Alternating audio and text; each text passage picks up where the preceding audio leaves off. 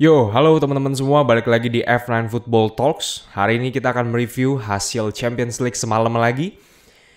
Ada 3 pertandingan yang sebenarnya cuma 2 sih yang menurut gua perlu banget ditonton, yaitu adalah City lawan PSG dan juga Liverpool yang mengalahkan Porto 2-0. Itu adalah 2 match yang menurut gua perlu banget ditonton dan oke, kita akan bahas satu-satu dari PSG dulu.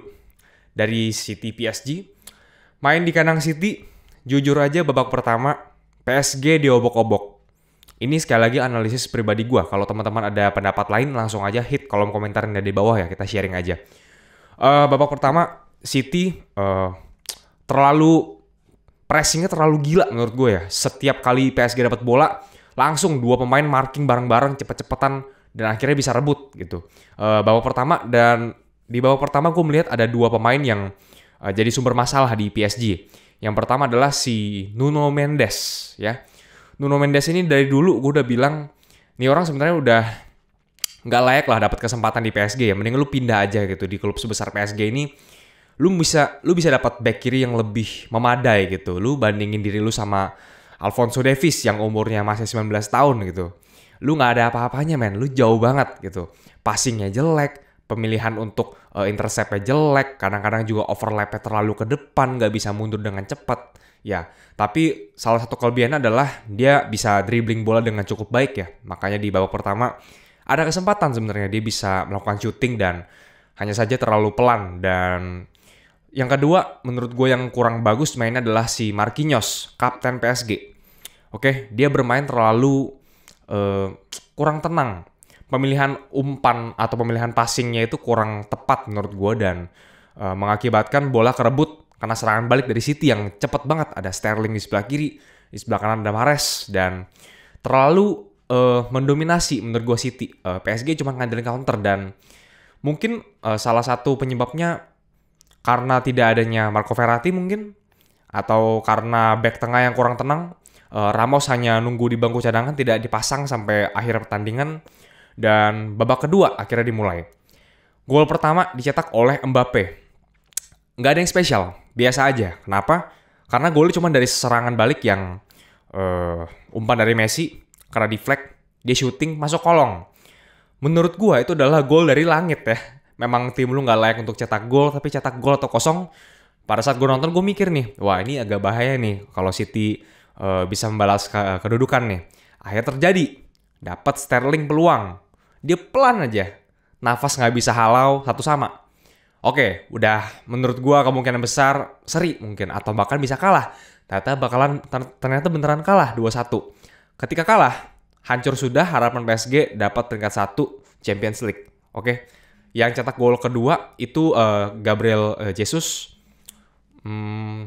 Harusnya Presnel Kimpembe bisa menghalau bola itu menurut gua.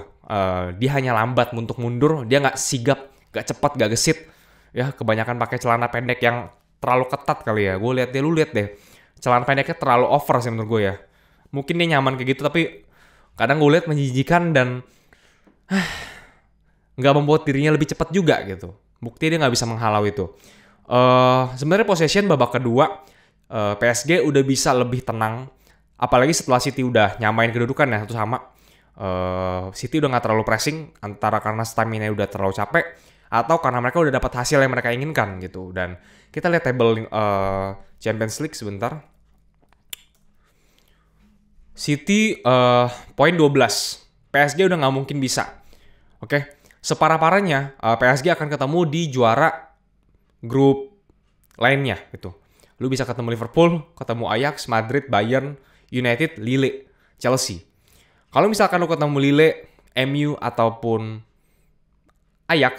ataupun Madrid menurut gue lah, lu masih bisa ada kesempatan lolos asalkan dirombak dulu nih permainan tim gitu.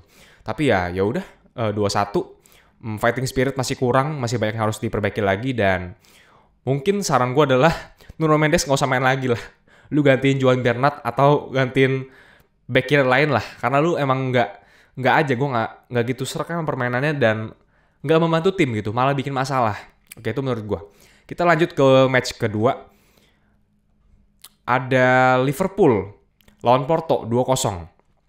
Oke, Liverpool ini main 4-3-3, tapi pemain intinya rata-rata dicadangin. Yang jadi center forward ada Takumi Minamino, ya. Kemudian di CDM-nya ada Tyler Morton. Kalau nggak salah ini debutnya dia di Champions League.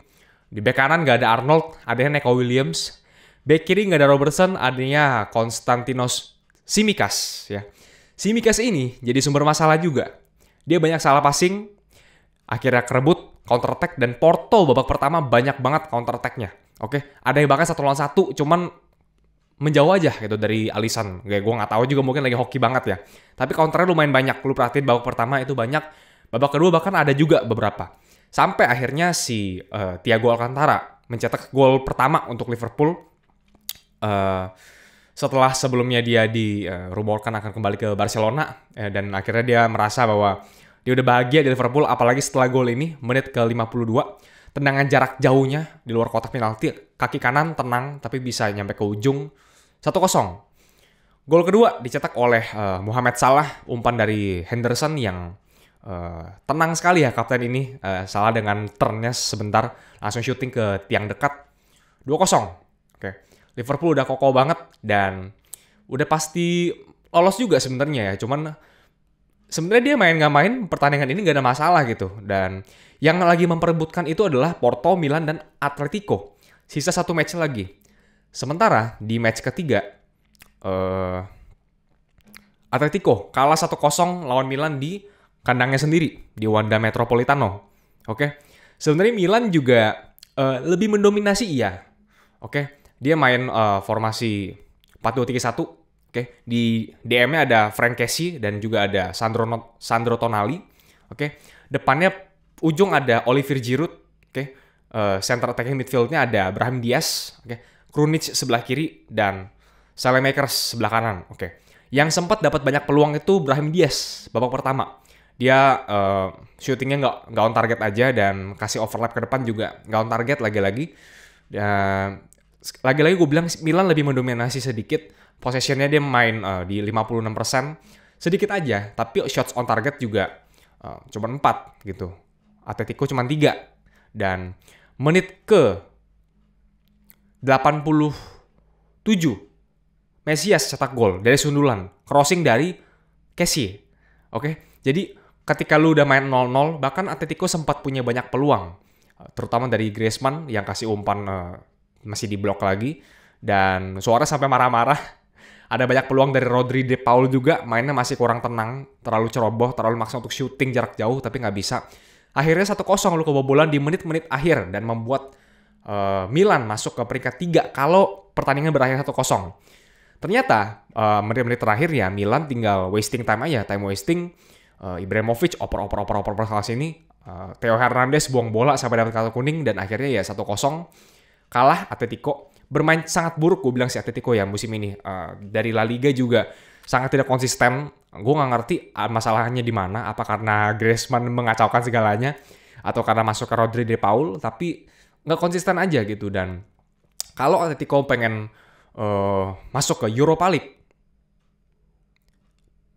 dia masih bisa masuk ke peringkat 2. Oke, dia akan menghadapi Porto berarti terakhirnya. Iya, menghadapi Porto di kandang Porto kalau nggak salah. Kalau dia bisa menang dan berharap Milan yang kalah, ya Atletico masuk ke next round gitu. Oke, apalagi ya. Sementara sampai di sini dulu video kali ini teman-teman, dan kita akan ketemu lagi hari Minggu berarti ya, ada match-match bagus juga. Gue pengen nonton Chelsea MU juga, semoga MU dibantai, gue berharap ya, karena mainnya masih kurang bagus, tapi kita lihat aja apa yang akan terjadi. Dan thank you buat teman-teman yang udah nonton, jangan lupa subscribe, dan kalau ada masukan lagi, ada saran untuk gue, boleh hit kolom komentar di bawah, dan kita akan ketemu lagi di video berikutnya. Bye-bye.